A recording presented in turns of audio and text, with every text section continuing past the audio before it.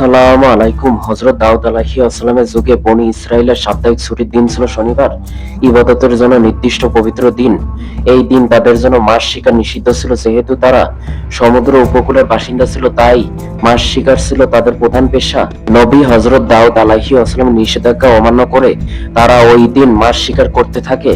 এতে তাদের উপর আল্লাহ তাআলার পক্ষ থেকে আকৃতি পরিবর্তনের শাস্তি নেমে আসে এবং 3 দিনের মধ্যেই তারা সবাই মৃত্যুর মুখে পতিত হয়। ঘটনাটি পবিত্র কোরআনে বর্ণিত হয়েছে। আল্লাহ তাআলা মদিনার ইহুদিদের উদ্দেশ্যে বলেন, আর তোমরা তো তাদেরকে ভালোভাবে জানো যারা শনিবারের ব্যাপারে সীমা লঙ্ঘন করেছিল। আমরা তাদের বলেছিলাম, তোমরা নিকৃষ্ট বানর হয়ে যাও।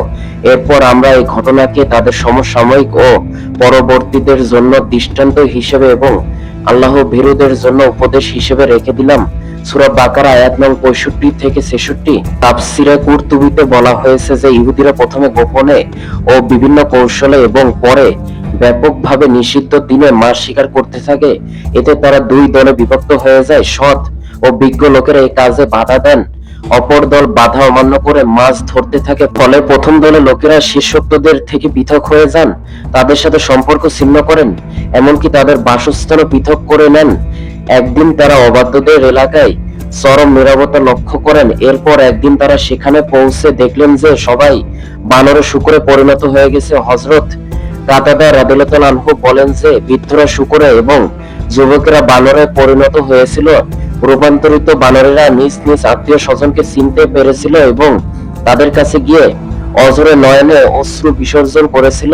এই বিষয় সূরা আরাফের 164 থেকে 165 নং আয়াতের বর্ণনায় প্রতীয়মান হয় যে সেখানে তৃতীয় আরেকটি দল ছিল যারা উপদেশ দানকারীদের উপদেশ দানে বিরত রাখার চেষ্টা করত। মূলত তারা ছিল শান্তিবাদী, অলস ও সুবিধাবাদী।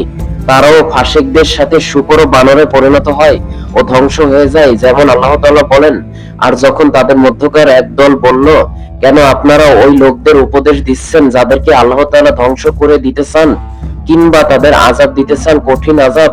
ঈমানদারগণ বলল, তোমাদের পালনকর্তার নিকট ওযর পেশ করার জন্য এবং এজন্য যাতে ওরা সতর্ক হয়। এরপর তারা যখন উপদেশ ভুলে গেল যা তাদেরকে দেওয়া হয়েছিল, তখন আমরা সেসব লোকদের মুক্তি দিলাম যারা মন্দ কাজ থেকে নিষেধ করত এবং পাকড়াও করলাম জালেমদেরকে নিকৃষ্ট আযাবের মাধ্যমে তাদের পাপাচারের কারণে। সূরা আরাফ আয়াত নং 164 থেকে 165। এতে স্পষ্ট বুঝিয়ে দেওয়া হয়েছে যে ন্যায়ের আদেশ ও অন্যায় নিষেধকারীদের পক্ষাবলম্বন না করে নিরপেক্ষতা অবলম্বনকারী ব্যক্তিগণ জালেম ও ফাসিকদের সাথে আল্লাহ তাআলা গজবে ধ্বংস হবে। হকপন্থীদের জন্য জীবনের সব ক্ষেত্রে আমর বিল মারুফ ও নাহি আনিল মুনকার ব্যতীত অন্য কোনো পথ খোলা নেই।